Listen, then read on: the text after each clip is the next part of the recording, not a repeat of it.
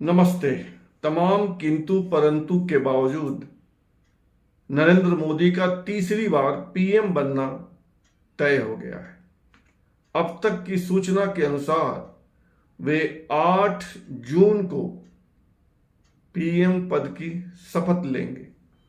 ऐसे में सवाल यह है कि मंत्री कौन कौन होगा। पीएम तो मोदी होंगे, मंत्री कौन कौन होगा।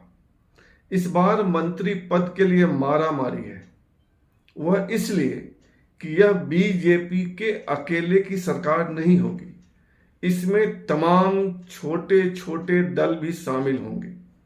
और जब इस तरह की सरकार बनती है तो 1, 2, 3 सांसद वाला दल भी जमकर बार्गेनिंग करता है, भाव तोल करता है, मोल तोल करता है।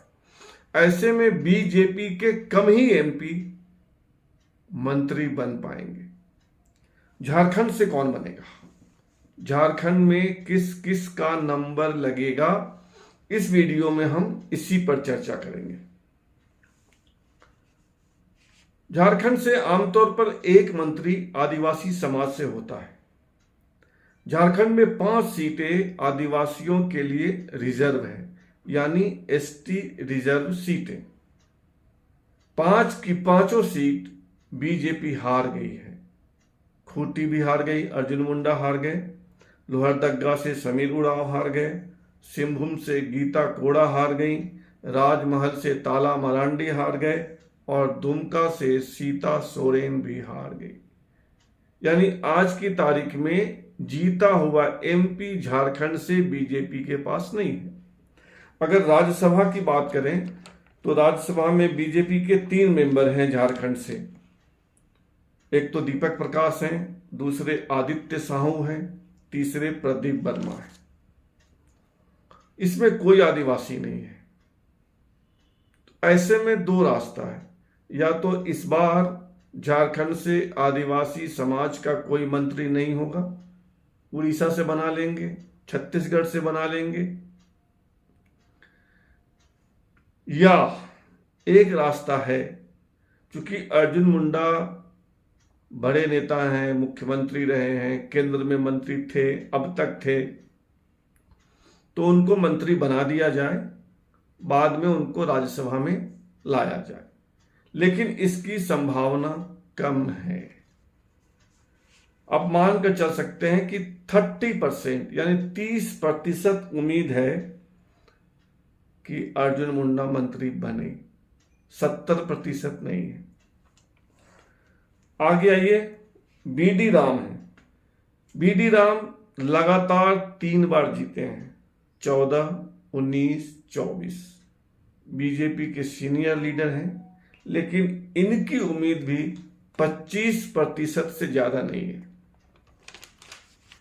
संजय सेठ रांची से दूसरी बार जीते हैं, 19 में जीते, 24 में जीते, 2 टर्म के नेता हैं, तो इनको मंत्री पद की रेस में नहीं मानना चाहिए। हजारीबाग से मनीष जायसवाल, चतरा से कालीचरण सिंह, धनबाद से ढुलू महतो पहली बार के एमपी हैं, इसलिए इनका नंबर तो लगना ही नहीं है। गोड्डा से निशिकांत दुबे 4थी बार जीते हैं, लगातार 4थी बार, 9 में, 14 में, 19 में, 24 में, 4 बार के जीते हुए नेता हैं, मोदी के भक्त हैं, तो इनकी उम्मीद बन सकती है, लेकिन इनकी उम्मीद भी 30% से ज्यादा नहीं है। यानी अगर बनना होगा तो उम्मीद 30 है। जैसे अर्जुन मुंडा का कहा मैंने 30%, वैसे ही निशिकांत दुबे का 30%। जमशेदपुर से जीते हैं विद्युत वरण महतो, ये तीसरी बार जीते हैं, 14, 19 और 24। इनको भी उसी श्रेणी में रखिए, 30% वाली श्रेणी में। कोडरमा से अन्नपूर्णा देवी जीती हैं, लगातार दूसरी बार जीती हैं, 19 के बाद 24 में। झारखंड से सबसे ज्यादा मतों से जीती हैं, 3,77,000। तो आप इनको भी मंत्री बनने की सूची में रख सकते हैं और इनका चांस 50% मान सकते हैं। गिरिडीह से चंद्र प्रकाश चौधरी जीते हैं, जो आजसू से हैं। आजसू के पास चूंकि एक ही मेंबर ऑफ पार्लियामेंट है तो इनकी उम्मीद नहीं लगती है, न के बराबर। राज्यसभा में 3 मेंबर हैं, प्रदीप वर्मा, आदित्य साहू और दीपक प्रकाश। इसमें दीपक प्रकाश का थोड़ा सा मतलब है, 20% मान सकते हैं, इसलिए कि वे प्रदेश बीजेपी के प्रेसिडेंट भी रहे हैं और कई राज्यों में चुनाव के दौरान उनको भेजा गया, लगाया गया। बिहार में लगाया गया, मध्य प्रदेश में लगाया गया था। बीजेपी उनको घुमाते रहती है जगह जगह।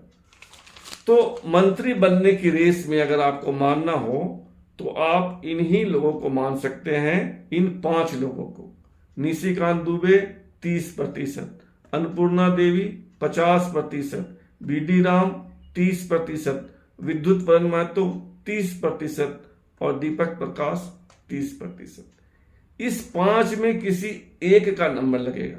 इस बार 2-3 की गुंजाइश नहीं बनती है, क्योंकि मैंने आपको बताया कि ढेर सारे दल से मंत्री बनेंगे तो बीजेपी के मंत्रियों की संख्या कम हो जाएगी। तो आप इसी 5 में से एक किसी को मानकर चलिए जिसको मंत्री बनाया जा सकता है। नाम एक बार फिर दोहरा देता हूं। गोड्डा से जीते निशिकांत दुबे, कोडरमा से जीती अन्नपूर्णा देवी, पलामू से जीते वीडी राम, जमशेदपुर से जीते विद्युत वरण महतो और राज्यसभा के मेंबर दीपक प्रकाश। इस 5 में से किसी एक का नंबर लगेगा।